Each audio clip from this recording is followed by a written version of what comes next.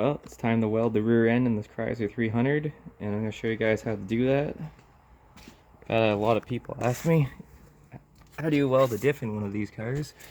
Because, as you can see, there's the rear end. And in a conventional rear-wheel drive car like a Chevy or a Ford, you're able to just pull this cover off, weld up the gears, but not the case in these. They are bolted through here. Two big 21 mils bolts the cover to the cradle. So in most cases people think, well, you're gonna have to drop the whole cradle out to weld the rear end, but there is a way to do it. And what I've done here, I got one of these 21s out already.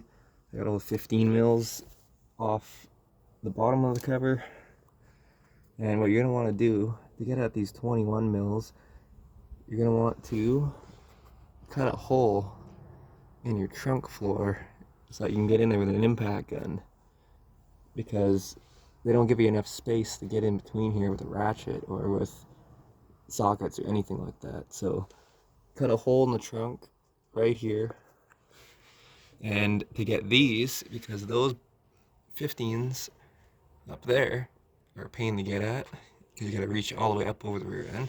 What I've done is I've cut a hole in the trunk floor, which I'll show you from up above, to get at the top 15 mil bolts for the cover.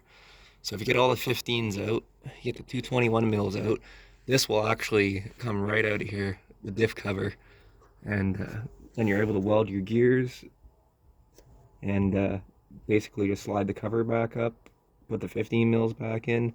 Probably have to stick a floor jack underneath this just to get it jacked back in place so you can stick your 21 mils back through and basically bolt the cover right back in the car.